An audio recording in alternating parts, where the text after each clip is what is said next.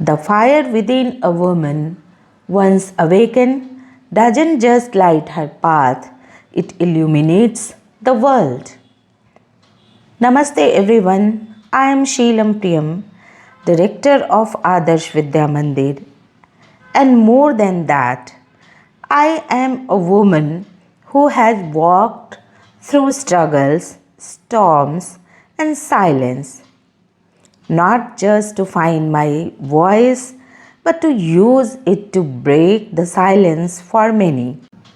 From dream to reality.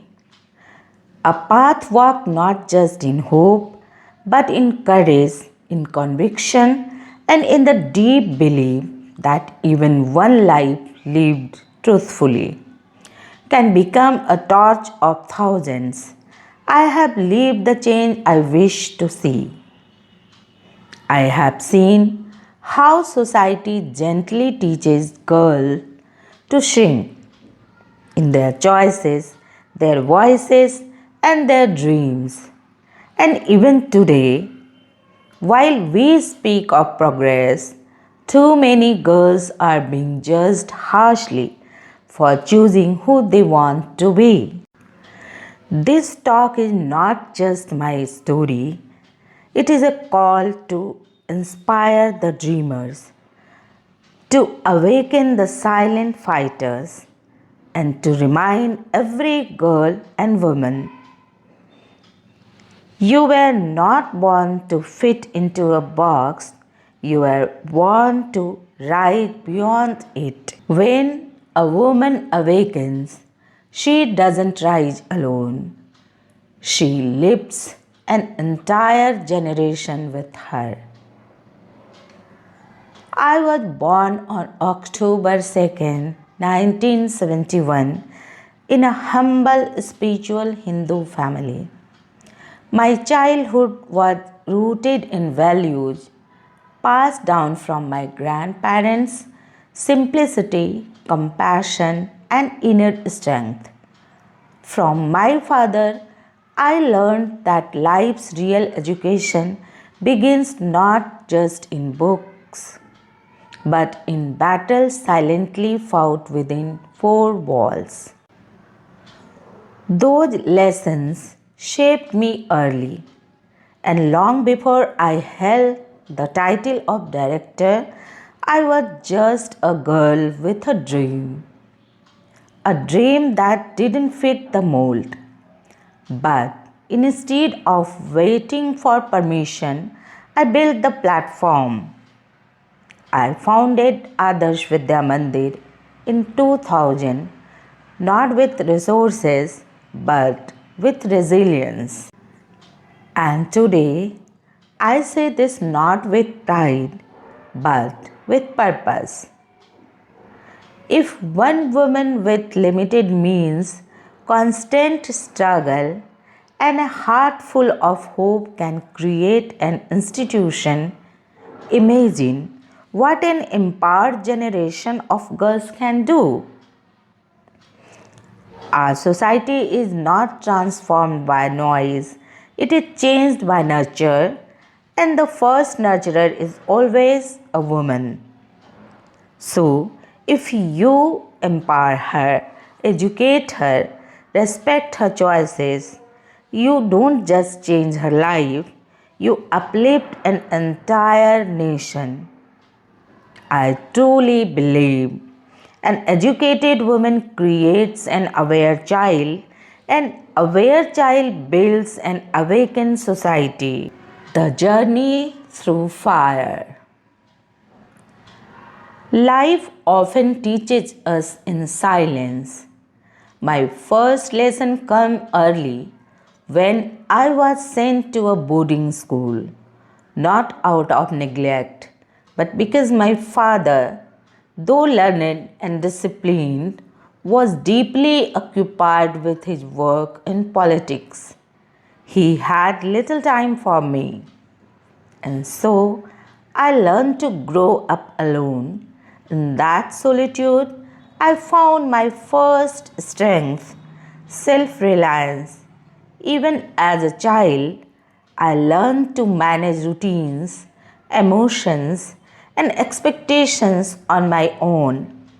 That was my first turning point, not dramatic but deeply shaping. Then came the second storm.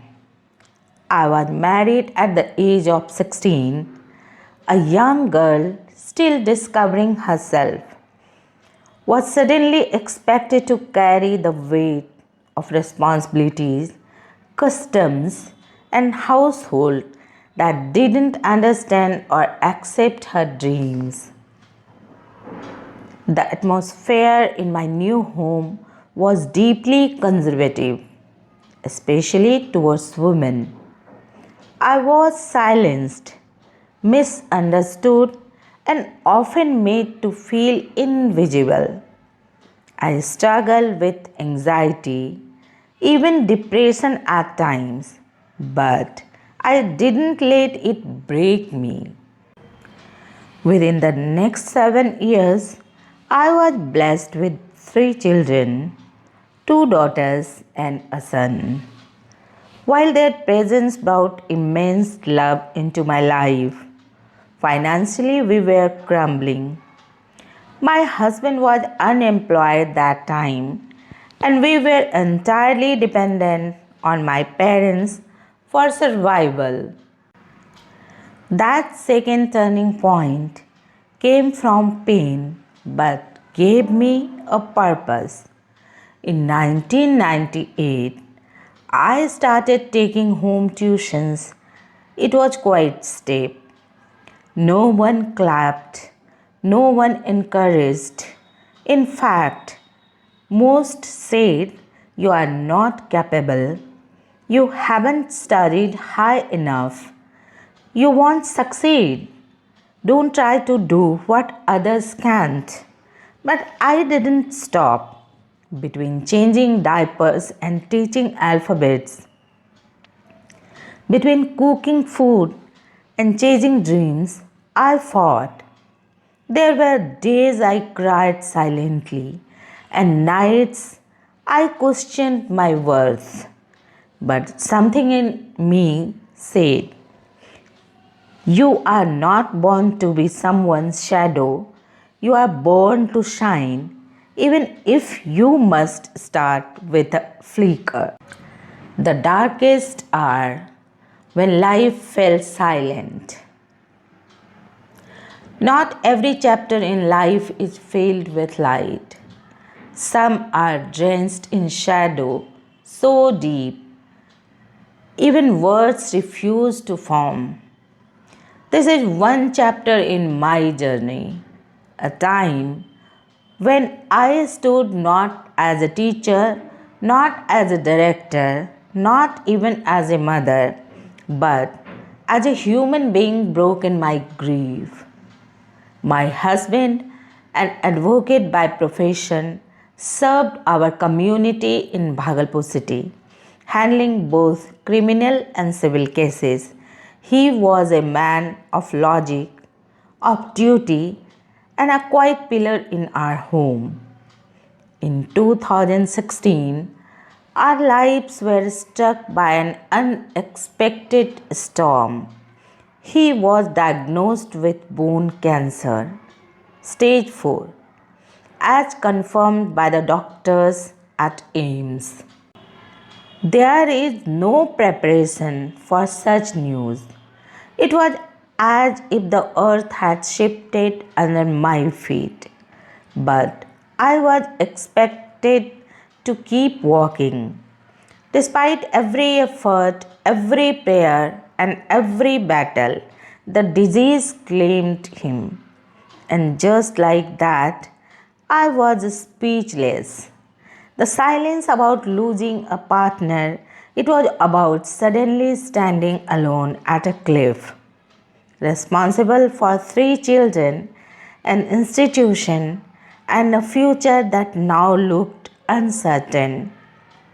But life doesn't pause for grief, and that's when I understood something very profound. Life doesn't promise only joy, it is a mosaic of both celebration and sorrow. And to live fully, we must be strong enough to face both.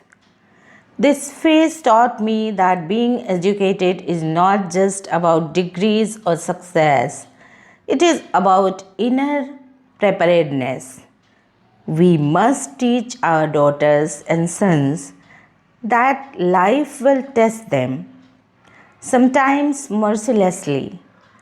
And in those moments, it is not marks or medals that will save them, but mental strength, spiritual grounding, and emotional resilience.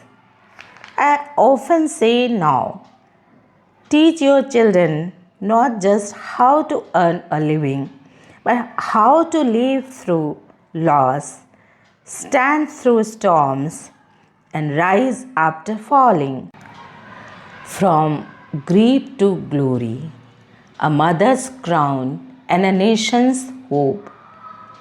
They say time heals, but I believe time doesn't heal by itself. It teaches, and if you are willing to learn, even your pain becomes your power. After my husband left this world, I didn't allow the silence of loss to drown the purpose of my life. I overcame that grief through relentless hard work, even when every step felt heavy and every day uncertain. The biggest challenge was managing the finances, completing school projects, keeping doors open, and educating not just others' children but my own. And then, like divine blessing arriving in human form, my daughters rose. Both of them at a young age began earning. After their vocational training, they stood beside me, not as children, but as my strength. Together, we not only stood on our feet, but walked ahead with pride. We even had the honor to arrange their marriage into respected families, not just a display of status, but as a celebration of our long journey from struggle to dignity. In those 4 to 5 years, my home transformed. My son Priyanshu, still young, joined hand with me to manage Adarsh Vidya Mandir. I taught him not just administration, but the values behind every decision. He didn't just become a helper, he became a torch bearer of our legacy. And then came the proudest moment of my life. 16th February 2025, as Adarsh Vidya Mandir completed 25 years. Our Silver Jubilee was celebrated not with glamour but with gratitude. The theme, our cultural heritage, was more than an event, it was the soul of our existence. We celebrated for a week. Our students, teachers, parents, and the community came together in joy. And on this sacred occasion, I stood on the stage as a mother, founder, and mentor, and with hands trembling but heart steady, I handed over the principalship to my son, Mr. Priyanshu Pranab. That moment was not just a passing of position, it was the offering of my life's work to the next generation. Tears rolled down in my eyes, but I stood tall because behind those tears were 25 years of battles, belief, and building. I have spent a huge amount on my children's education. Without a stable income, I suffered. But I never stopped. And today, When I look around, I know it was all worth it. Now, at the age of 50 plus, I finally understood God's plan for me. It was never just about running a school, it was shaping lives, uplifting society, and proving that a common woman can create an uncommon legacy. Education is not just light we give to children, it is the fire that must ignite our society with values, courage, and humanity. And so, I say to every mother, father, teacher, and citizen, let's work together not just to teach alphabets and numbers, but to raise kind, capable, and conscious human beings. Let us rebuild the nation, one child, one value, and one dream at a time. Because the greatest revolution will not come from classroom filled with truth and love. Let this be our mission. Let this be our moment. Let this be legacy we leave behind, not just for our children, but for humanity. Thank you for watching.